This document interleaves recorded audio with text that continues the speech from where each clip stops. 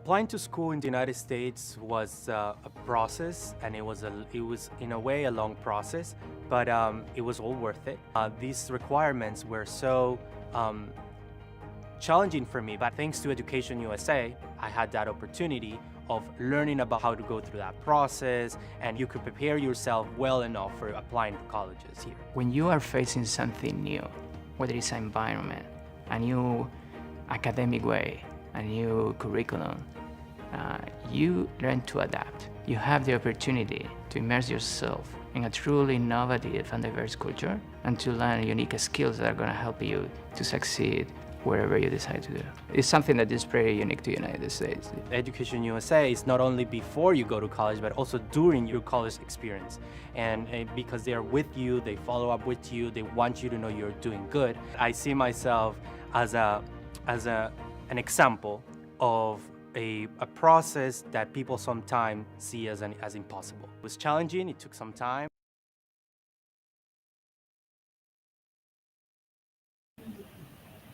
Hello, everyone, and welcome to our today's session. We are very happy to have you here today. So we are back with another interesting webinar for graduate students specifically.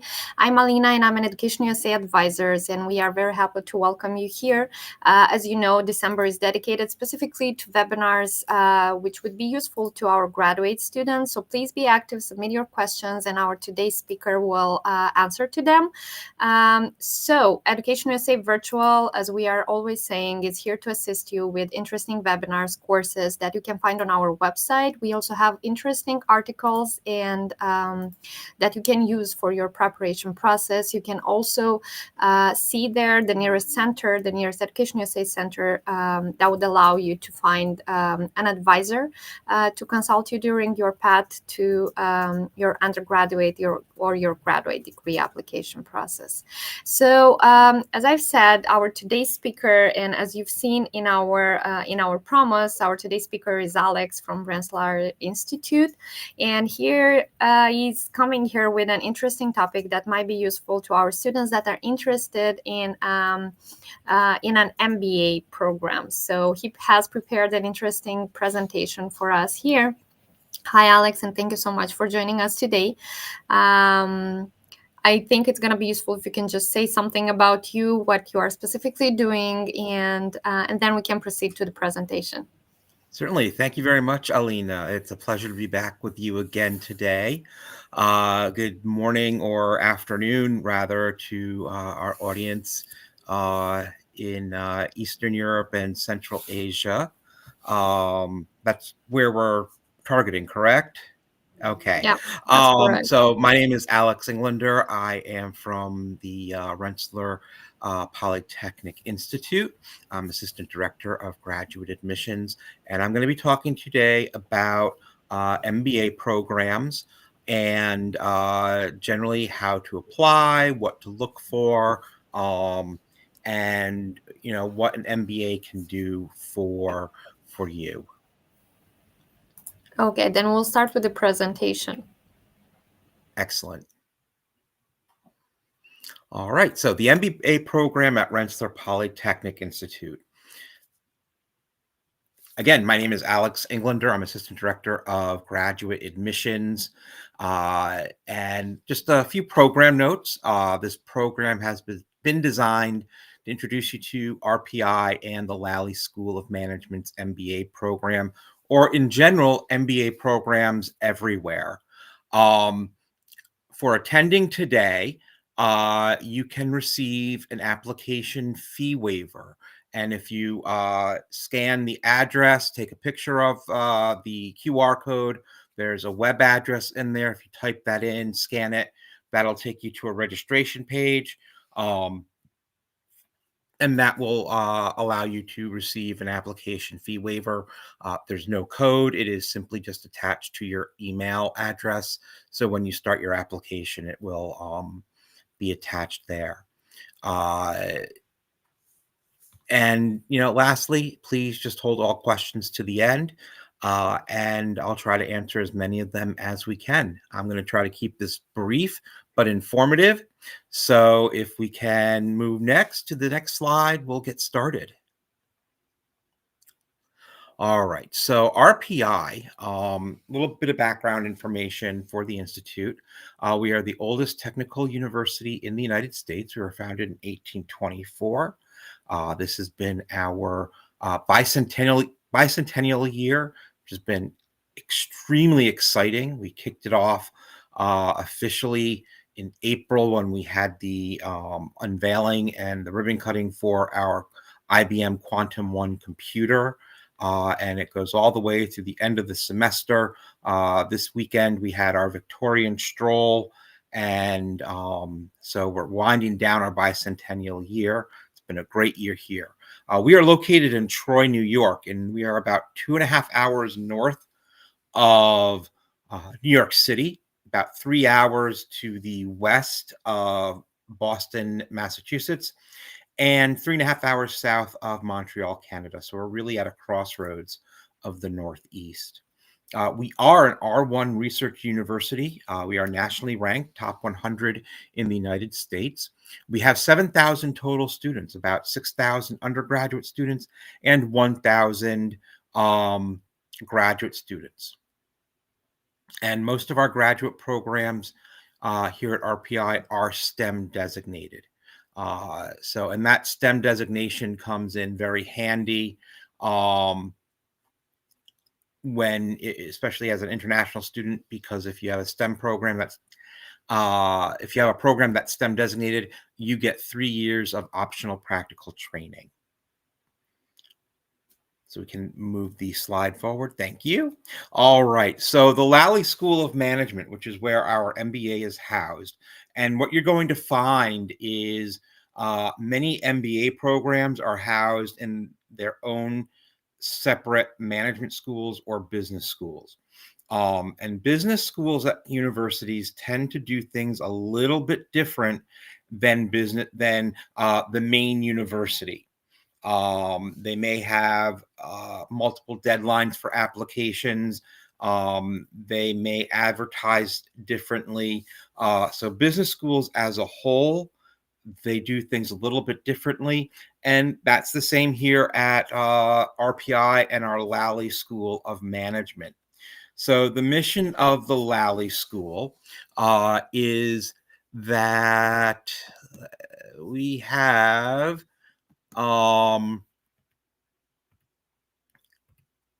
there we go. At Lally, we believe in taking the educational experience beyond the classroom, harnessing it, the power of industry and research, and bringing it to the marketplace. Through our centers of excellence, we are defining the future of business. To bring the management and technology to create sophisticated global business leaders who are prepared to guide their organizations in the conversion of pioneering ideas and analytical insights into innovative products and processes and procedures. Now, what I want to say here is at RPI, our business school is geared toward the intersection of technology and research. Because we are a STEM school, we are geared towards students who have an undergraduate degree in science and engineering and technology. There are a lot of business schools out there that are geared very much are geared differently. So you may have a business school that could be geared more towards human resources and more towards people. It really depends on the school, the university. And so if you're looking for an MBA program, what I really would suggest is you do a deep dive into what that MBA program and what that business school is really about and who it's geared towards.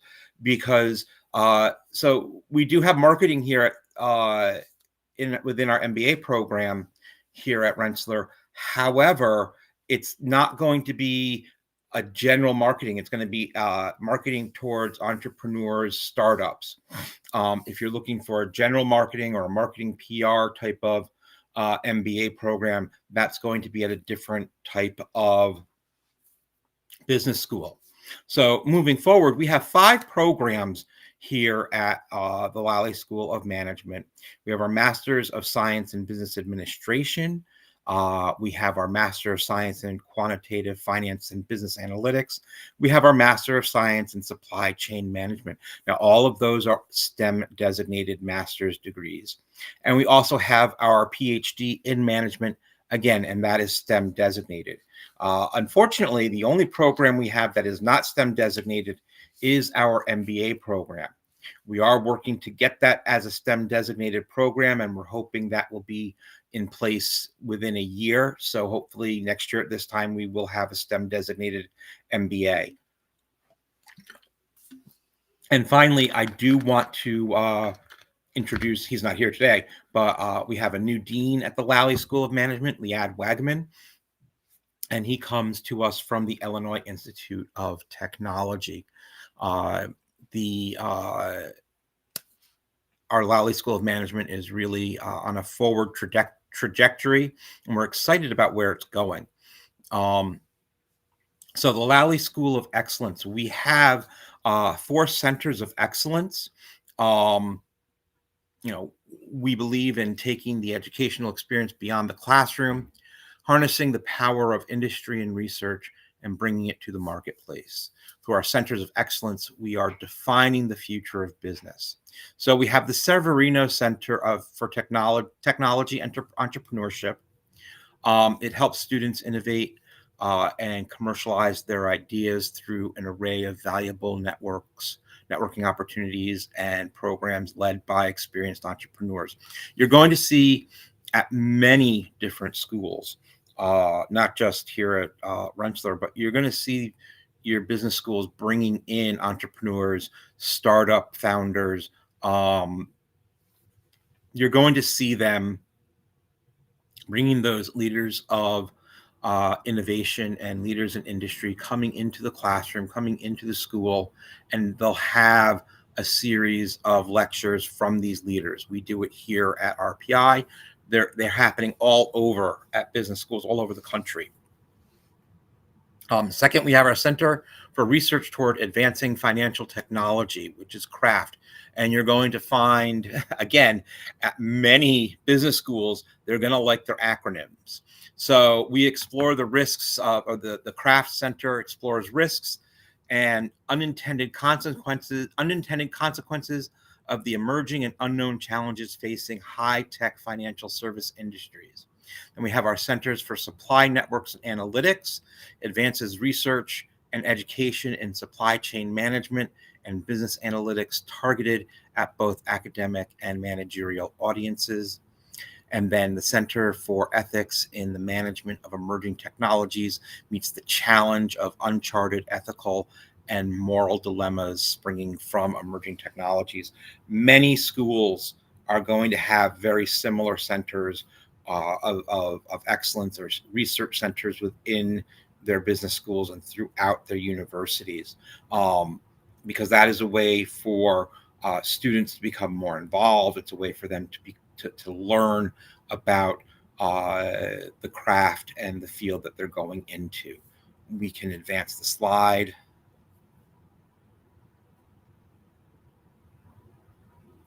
There we go.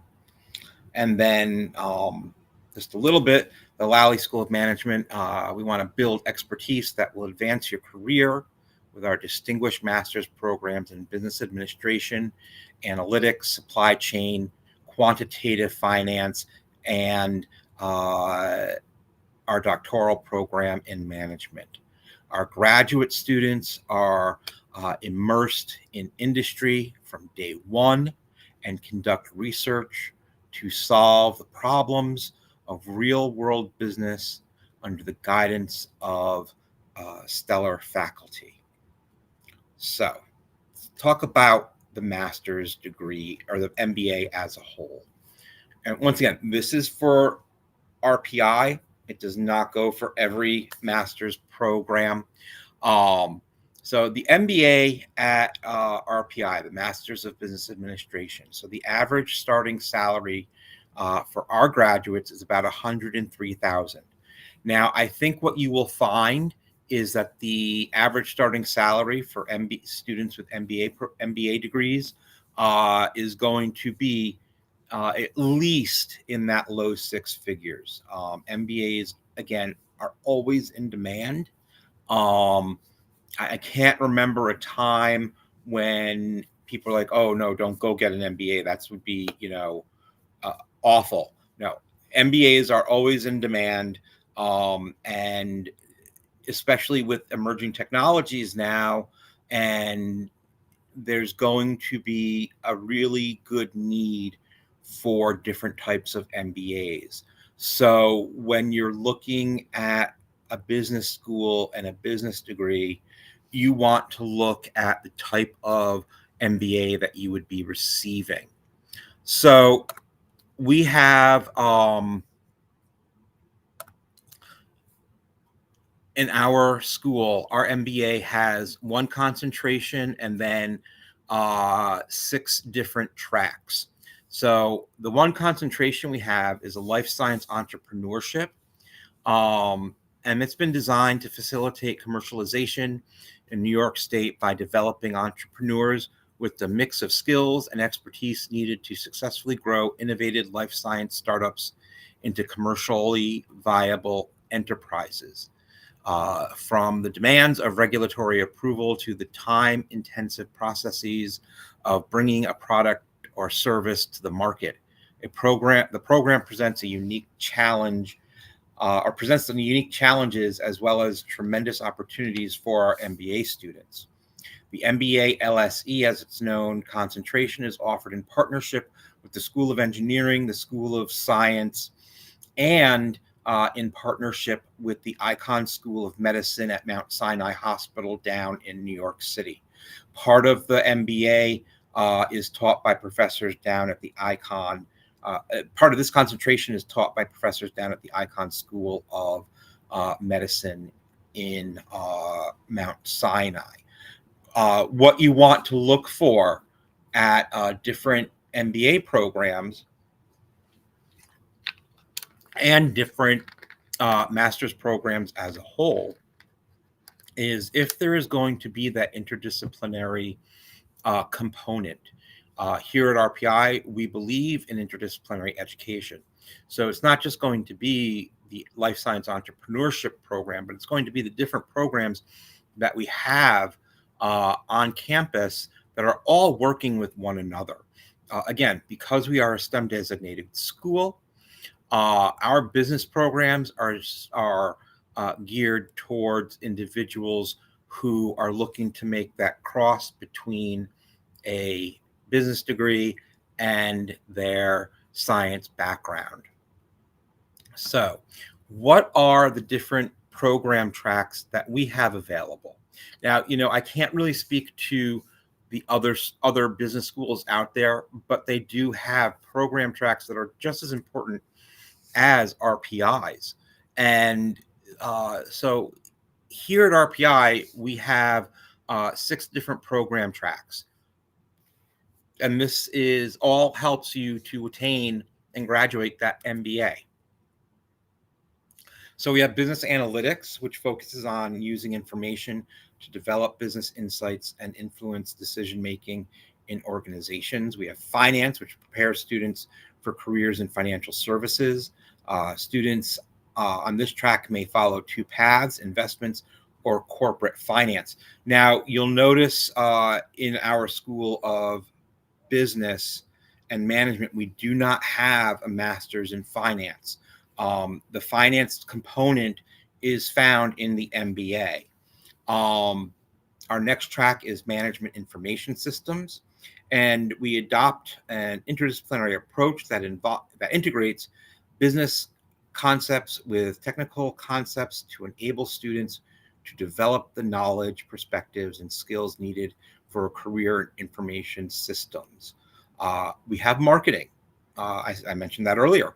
We have a marketing track which provides students with the opportunity to develop thorough understanding of the links between a product's design and manufacturing and the sales and marketing efforts necessary for achieving successful product development, commercialization, and management. So it's a little bit different than some other marketing programs that you may encounter. As I said, we have, you know, we have a specific focus here. And so every business school has a specific focus. And let's finish out the different program tracks. We have supply chain management, which focuses on the design and management of supply chains and manufacturing and service industries. And then we have technological entrepreneurship, and that is developed for students who have an interest in new venture creation in startups and established firms. Students on this track may follow two paths: entrepreneurship for startups or corporate entrepreneurship. The MBA program here at RPI prepares students for a wide range of interdisciplinary roles in business development, product development, technology, and strategy consulting, as well as sales, marketing, and business leadership. We're very proud of the program that we've built here. And every school is proud of the program that they have. And you'll see some of the tracks that we have are similar to the MBA or to the specialty masters. For the specialty masters, you need to have a more focused undergraduate degree in quantitative analysis, science, computing, whereas our master's or MBA program, you don't need that.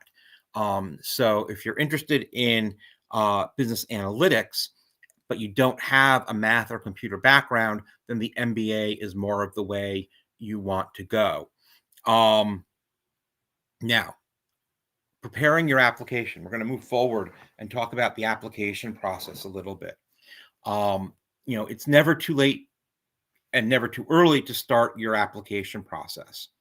What are the application requirements? Now, our requirements are different than other schools, and schools have set their own requirements for the MBA programs. You will see MBA programs that will have a work requirement. You need to have 2 years in the workforce, or you need to have 5 years in the workforce. There are some MBA programs that are called executive MBA programs, and you need to have at least 10 years experience in your field to go into the executive MBA program. So always look to see what the requirements are for the program that you are interested in pursuing. Here at RPI and the Lally School, we do not have a work requirement. So you can apply to the MBA program directly from your undergraduate program. We do direct intake from a bachelor's degree. So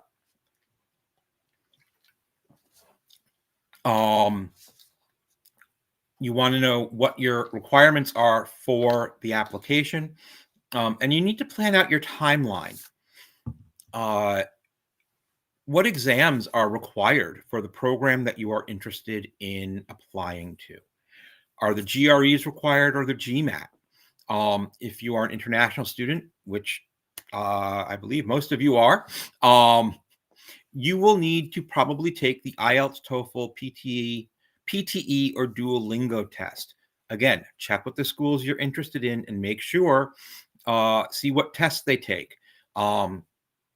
And then take the English language proficiency exam that is going to align that each school offers. So you don't have to take 4 different tests. You can just take one test and have that score sent to all the schools you're going to.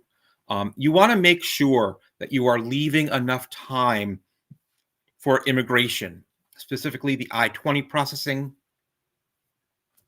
procedures and your visa appointments.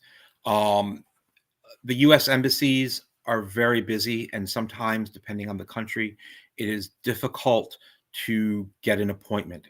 So again, you want to be aware of that. If you don't know what the visa appointment wait time is in your country, you can contact the local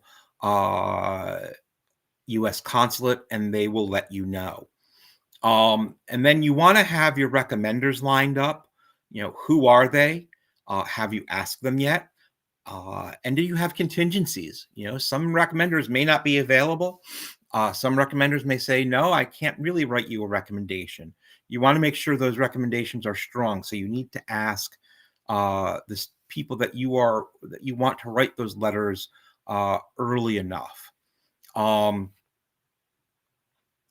So that's how you prepare to start your application. It's never too early to start, but it can be too late to start.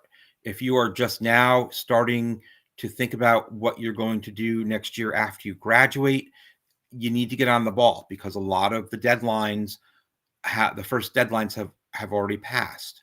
At RPI, we have 5 deadlines for the Lally School of Management. This is very different than the main college itself. Our MBA and specialty master's deadlines, the first one was back in November. So our second round deadline is December 15th, which is coming up in just a few days. Then our round 3, you have until February 1st. Round 4 is March 1st. And then round 5 is April 15th of 2025. Then after that, we have rolling admissions. And then the PhD deadline is January 1st. So for international students, for the audience that I'm speaking to today, please apply as early as possible, as to allow plenty of time for application review and completing the I-20 process and having your visa interview. Don't wait until April to submit your application. And this goes out to any school that you are applying to. You don't want to wait till the very end. You want to get your application in now. So if for example, if the school you're interested in has a December deadline, it may be too late for you to submit that application for then. So look at the next deadline. For us, it's February. For some places, it may be January. Try to get your application in for that deadline to be reviewed for that deadline, because you have to allow sometimes a month and a half for application review. And then you need to, if you are admitted, you need to take care of the different immigration processes so that you can be admitted to the United States. All right, so we are going to look at the different requirements now for or the components of our application here at RPI. And this is just going to give you a very basic understanding of what an application is going to look like. Applications at schools vary greatly. But this is what our application looks like. You have the online application form. Then there's a $75 application fee for attending today. I showed that QR code at the beginning of the presentation. We could probably bring that up a little bit later again, so you can copy that. And that QR code will, you fill out the information on that form, register for this event, and you'll receive an application fee waiver. We require a resume or CV. We require a personal statement, 2 letters of recommendation, test scores. The GRE and the GMAT for us is optional. And those GRE and GMAT scores have become optional for a lot of schools in the United States, which is a really great thing, because I believe it helps us to reach more students, which is even better. But check with the institution you are going to be applying to as to whether the GRE or the GMAT are required. And if they are, then you need to start working on taking those exams. And you need to ask them. So if you want to submit the GRE or the GMAT for RPI, you can. And you can submit your application and then within a week or so submit your GRE GMAT scores. Some schools, you need to have those scores submitted before you can submit your application. So always check with your school that you're applying to as to the correct way to submit those GRE GMAT scores. And then the IELTS, TOEFL, Duolingo, PTE tests. Those are required for all international students with some exceptions. And there are exceptions for each school. So if you are from a country where English is an official language, then you are exempt from taking the English language proficiency exams here at RPI. Or if you have received your degree in the United States, meaning your bachelor's degree or another master's degree, or you've received a degree, the US equivalent of a bachelor's or master's degree in a country whose official language is English, you would be exempt. And you want to look at whether what the exact criteria are to have an exemption for that English language proficiency. And lastly, transcripts. So here at RPI, to have your application reviewed, we require that you submit transcripts that can be unofficial. We don't need official copies of those transcripts unless you are admitted. So you have your transcripts at home, you can upload them into your application, and that's fine.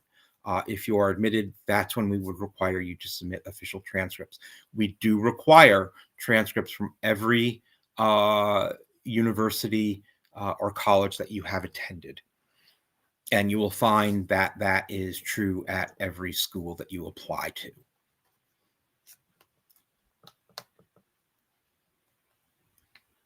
All right. So I know a lot of students, both international and domestic, they're wondering, how am I going to pay for this degree?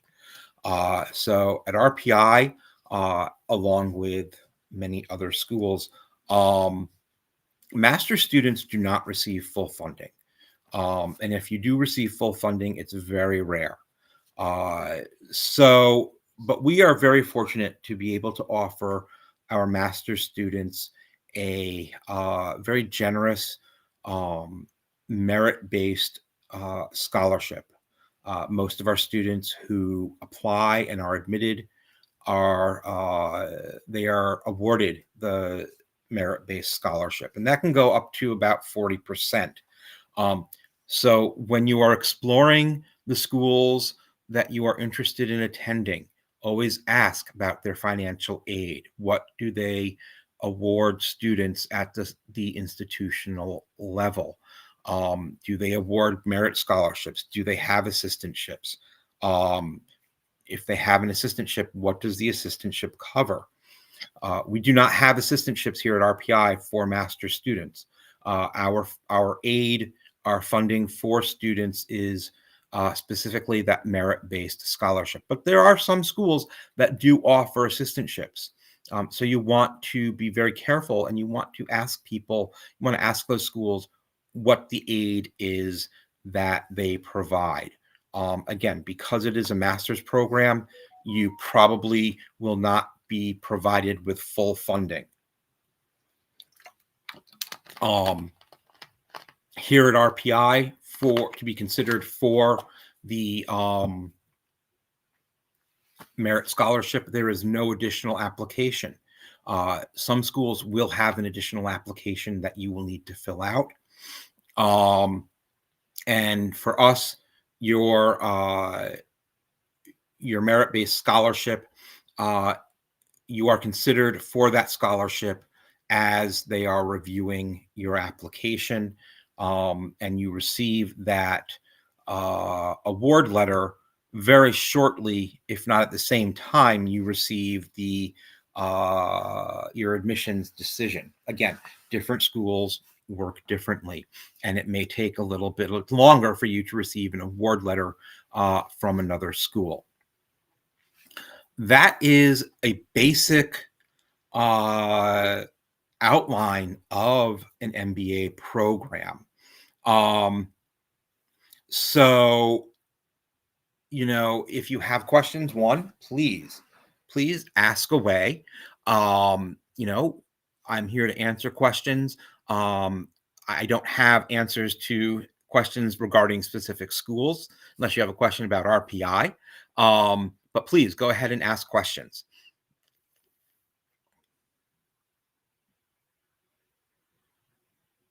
Thank you so much, Alex, for sharing with us this presentation. I'm more than sure that the students will find it very useful. I already have seen that we have some questions, but first of all, I will allow time to answer the questions that we had in advance before the start of this webinar, because the students had the possibility to register for a link and ask the question in advance.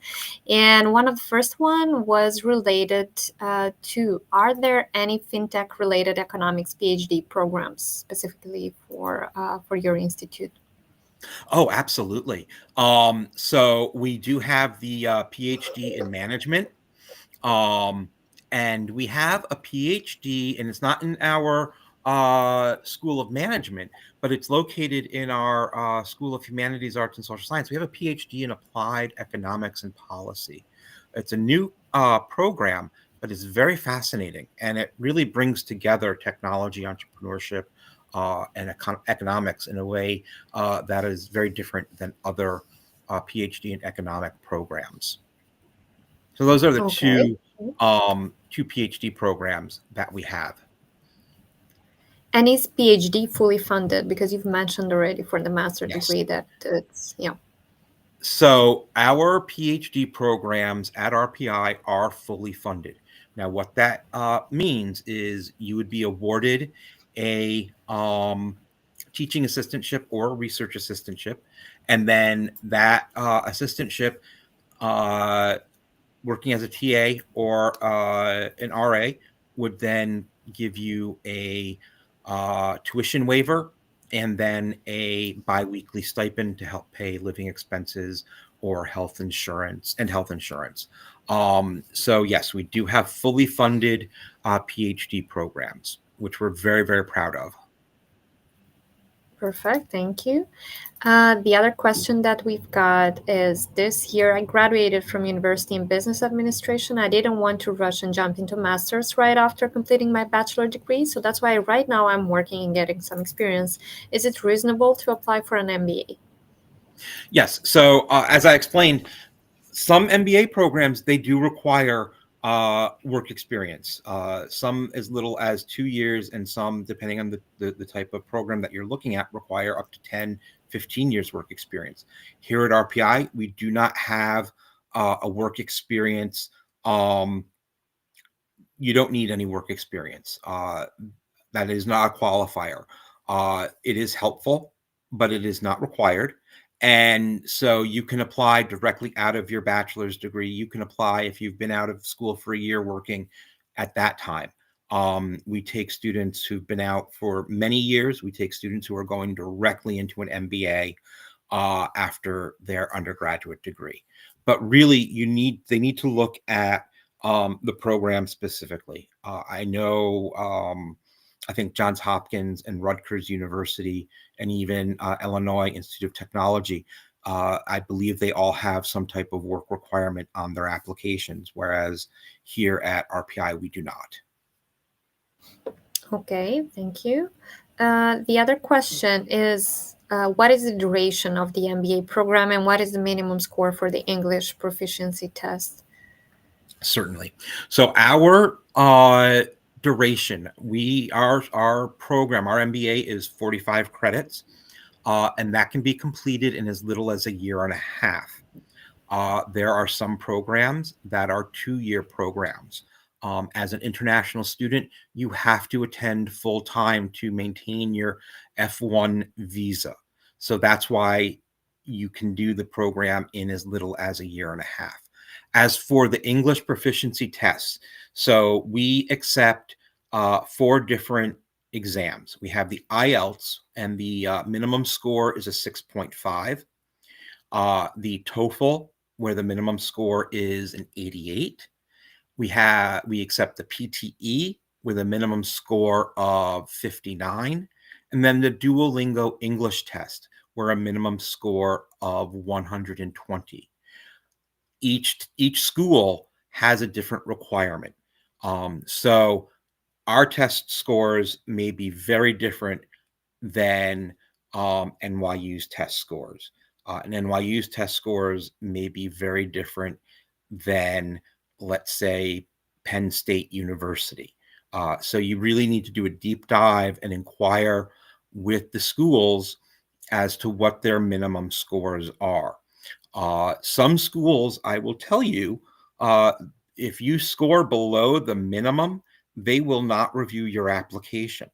And some schools, they will review your they will review your application if you score a little bit below the minimum. So again, you have to ask when you are applying to graduate school, or even when you're applying to undergraduate, you have an admissions counselor like myself, and you want to ask that admissions counselor any question that comes to mind, because you can't just claim, oh, well, I didn't know, when you have someone available to you, I wouldn't say 24/7, but you have someone available to ask those questions all the time. I just wanted to double check here. So you've mentioned the program has a duration of 1.5 years. And do the students have the right to take an OPT? So our MBA program is not STEM designated, but they do get 1 year of OPT after they graduate. Other of our programs are STEM designated, and we are working on getting a STEM designated for our MBA. But right now it's not STEM designated, so they only get the 1 year OPT, which is kind of unfortunate, but we're working on that. So they do want to look to see if there is that STEM designation or not. But that 1 year OPT can still turn into something more depending on the company that they work for. We have some amazing corporate partners. We have recruiters that come to our school from some of the best corporations, organizations in the country, Boeing, Lockheed. We have recruiters from the federal government, state government. So Amazon, Delta Airlines, United Airlines, from all over. We have recruiters from all over that come to us, and many of them will keep students on even after their OPT is done and sponsor their visas. Perfect. Thank you. And the question that we've got during the live, it's a long one, actually. I'm not really sure if it's going to be visible here on the whole screen. So the question is from Ruslan. He says that he has been working for many years in the oil and gas industry in the fields of metals, welding, and NDT. I would like to pursue a master's degree in materials and corrosion at your university. However, due to my current situation, I'm 40 years old. I have a heavy workload. Obtaining an English language certificate is somehow challenging for me. Nevertheless, I have participated in international conferences where I represented both my organization and my country. So in light of this, is it possible to be admitted to your institute without an official English language certificate? I think that's Certainly. a good question. That's actually a really great question, and I'm glad you asked that, Ruslan. Thank you so much. So you would need to take an English language proficiency exam. And I mentioned the 4 that we accept. The Duolingo seems to be getting very, very popular. And part of that reason is it's inexpensive. I believe it's like $49 or $50 US, whereas some of the other exams can cost several $100s. You can take the exam at home in your own setting. And I don't know about anybody else, but I get really horrible test anxiety. So being in your own home environment can really help you. You need to take an exam of English proficiency if you are from a foreign country. And that is because we need to see what how you do speaking, listening, writing English. We don't accept any type of certificate. Students have submitted medium of instruction certificates, and we don't accept those. So the only way to complete your application of study at RPI, if you're an international student, is to take a test of English proficiency from one of those 4 testing companies.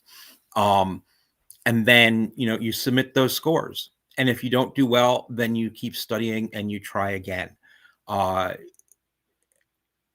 And I'm going to tell you, most of the schools that I'm aware of, they don't accept a medium of instruction certificate either. You're going to need to take those one of those English language proficiency tests.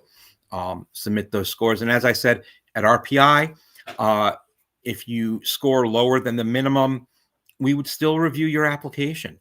Sometimes we may get an application that is just so amazing, but they scored a little bit lower on those English language proficiency tests, that the professor may be like, I want to talk with them. I want to see how well they do in an interview. And we may still admit you with a lower score and ask that you take a rudimentary English test or English class when you get here to the United States. So it's not all bad.